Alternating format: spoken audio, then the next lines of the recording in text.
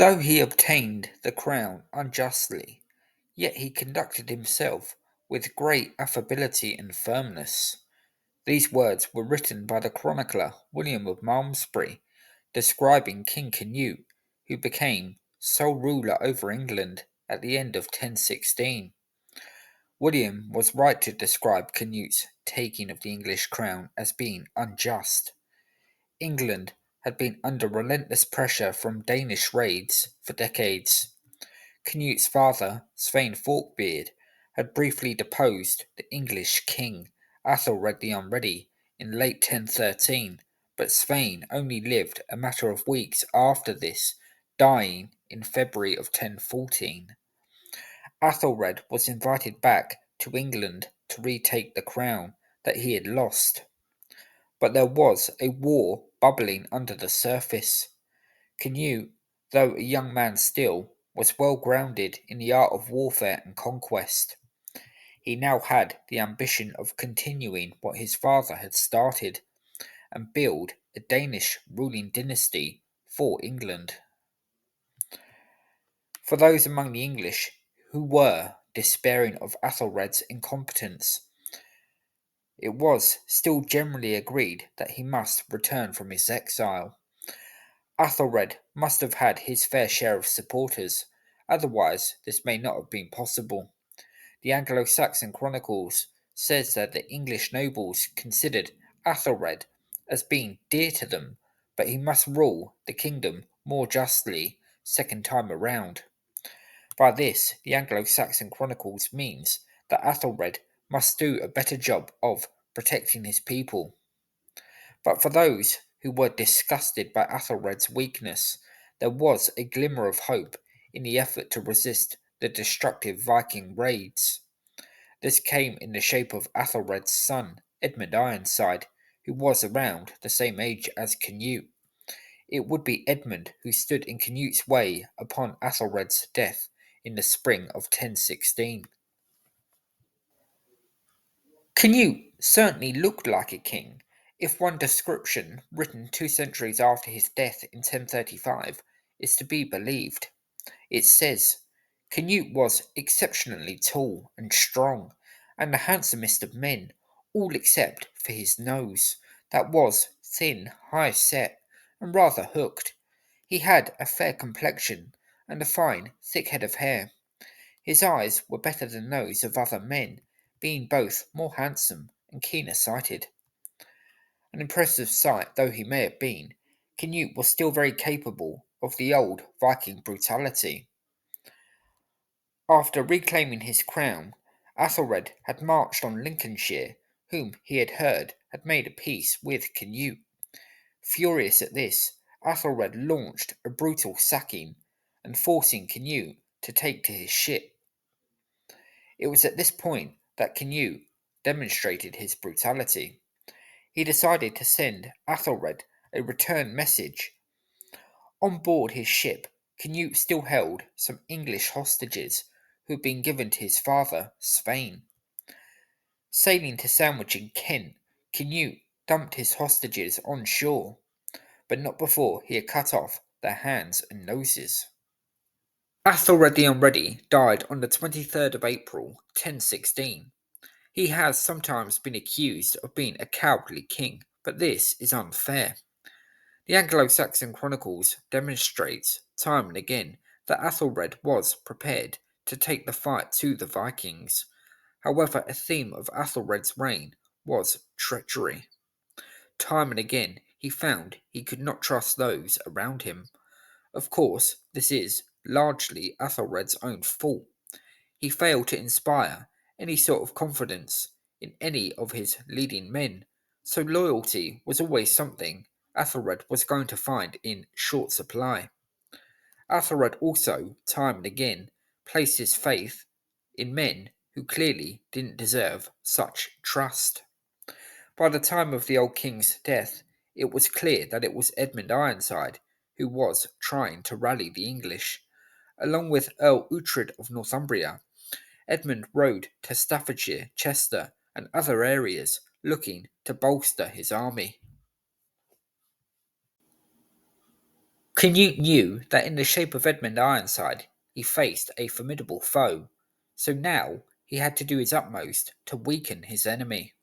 Canute marched on Uhtred's lands in the north of England, eventually compelling the Earl to pay homage to him and striking a blow to Edmund Ironside.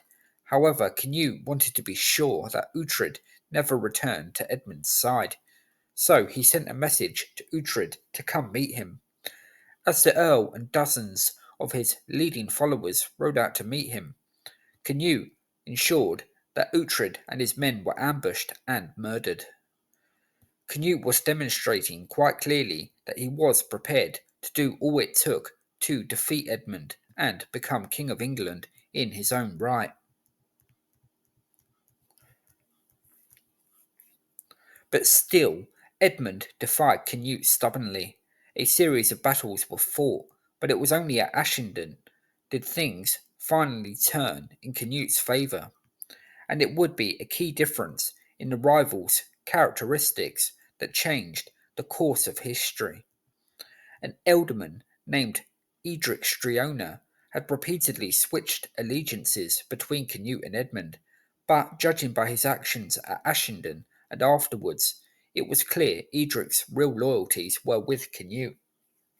The Battle of Ashenden, fought in October of 1016, looked to be going in Edmund's favour, but prior to the battle, Edmund had once again accepted the sworn loyalty of Edric Striona. This proved to be naive in the extreme. Edmund, in reality, should have had Edric either executed or at the very least banished, and Edmund paid the price for his forgiving nature. Seeing the battle was going in Edmund's favour, Edric spread a false rumour among the English army that Edmund had been killed and urged the English to flee. And the sudden retreat was disastrous for Edmund, and Canute and the Danes took full advantage and won this important, though not entirely decisive, victory. Canute was now in much the stronger position, although Edmund still posed a danger to him, and this is where, if you believe a famous legend, Edric Striona came in handy once again for Canute. The story goes that Edmund Ironside was murdered whilst going to the toilet, stabbed in a horrible area. The murderer is believed to have been Edric himself. However, it's not certain that Edmund was murdered, less so in such crude fashion. It's a possibility that Edmund in fact died from injuries sustained at Ashenden, albeit a few weeks after the battle. Either way, Canute was now the sole power in England. Although Edric, whether he murdered Edmund or not, had served Canute's purpose all too well, the new king knew he could not fully trust Edric.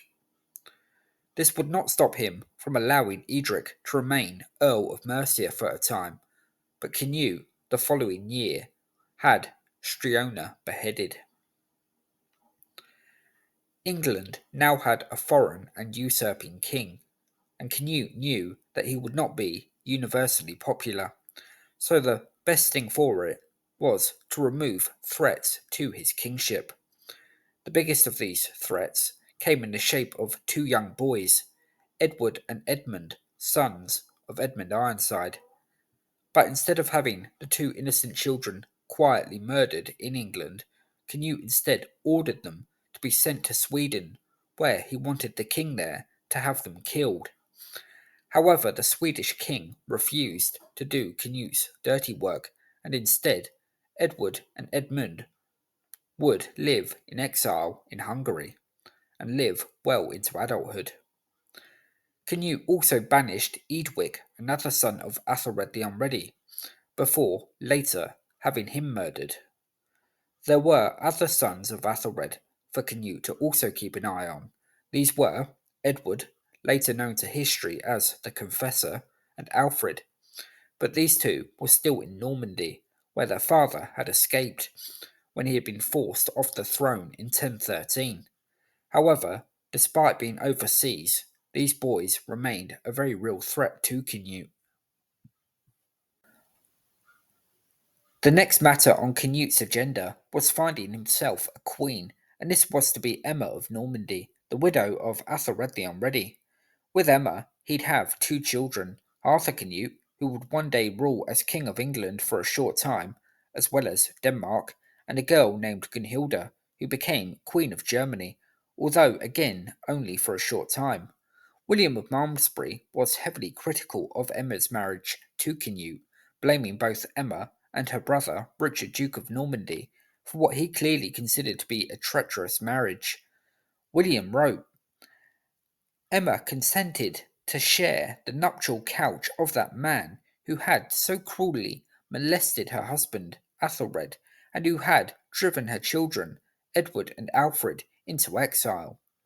The author of the encomium Emma Reginae, written in honour of Emma, was in far more celebratory mood, praising heavily both Emma and Canute, unsurprisingly, of course. It seems difficult, however, to argue with William's point, although supporters of Emma would argue that a marriage to Canute actually went some way to safeguarding Edward and Alfred's future. Although Alfred would be shockingly murdered on the orders of Canute's son and successor, Harold Harefoot, Edward the Confessor would one day become King of England and rule for 24 years, making him one of Anglo-Saxon England's longest reigning and most enduring monarchs. Indeed, Edward would even enjoy a good relationship with Arthur Canute, his half-brother, shortly before he became king. Canute's main concern, for the time being, was establishing authority over England. However, it perhaps was not quite the unforgiving task it appeared at first glance. There was one very obvious upside to having Canute as their king from an English point of view. It effectively brought to an end the devastating Viking raids on England. While some would have objected to having such an outsider as their king, especially one who had participated in those raids, the somewhat ironic benefit of having Canute as king did not go unnoticed amongst the English. An era of peace after decades of bloodshed and violence somehow now looked possible. For Canute, he too was suspicious of his new subjects. On becoming king, Canute had divided England into four ruling areas: Wessex, Mercia, Northumbria, and East Anglia. However, the man charged with Mercia, Edric Striona, as mentioned earlier, was executed not long after, and Thurkel the Tall in East Anglia would later be banished. The reason for this division was that Canute suspected that there would be strong opposition to him, and he hoped by making this arrangement it would make the situation more manageable for him. It's also been suggested that Canute was rewarding key supporters, but this is unlikely in the case of Edric Striona in Mercia. In his case, it was more Canute trying to keep Edric out of trouble. Over time, Canute's attitude towards the English became more positive as he sought to win the approval of his subjects. William of Malmesbury wrote, When all England became subject to Canute alone, he began to conciliate the English with unceasing diligence, allowing them equal rights with the Danes in their assemblies, councils, and armies. And Canute further ingratiated himself with the English by taking great care of the church and promising to abide by the laws of the great Anglo-Saxon king, Edgar the Peaceful. Of course, England wasn't Canute's only concern. The English would greatly assist Canute in his efforts to establish control over Denmark. In 1019, Canute was in Denmark attempting to put down resistance against his rule. However, he was not distracted from the governance of England. Canute instructed Thurkel, before his banishment, to destroy any man who should create trouble in England whilst the king was preoccupied in Scandinavia. Canute also wrote to the English people at large, telling them of his troubles in Denmark and vowing that they would never encounter such turmoil whilst he was their king. It would be easy to think that Canute, as a Dane, viewed Denmark and Scandinavia as his priority. After all, this was his homeland, but this was clearly not the case. The Anglo-Saxon chronicles describes Cnut returning to England from one of his expeditions in Scandinavia as the king coming home. For Cnut, being king of England was clearly an honour that he did not take for granted, and there was clearly a growing loyalty amongst Englishmen towards Cnut as well, as they fought, and in many cases fell, for him, as he put down rebellions in Scandinavia before he added Norway to his North Sea Empire in 1028. Cnut's travels would also take him to Rome, where he was present at the coronation as emperor of Conrad II. Cnut's daughter Gunhilda would later marry Conrad's son. As was the case with many kings of England, both before and after his time, Cnut would also be troubled by the King of Scotland, in this case Malcolm II, and he was obliged to march north and deal with this particular danger. He was successful and Malcolm submitted. Cnut died in November 1035 after reigning over England for 19 years. Over the course of that reign, Cnut had transformed from a Viking, that seafaring race whom all Englishmen feared, to one of England's great early rulers. The 2 decades of Cnut's reign had provided the country with a period of stability after decades of turmoil, of which Cnut had been a part of, it must be acknowledged. But Cnut must surely be one of the most unlikely success stories in all English royal history.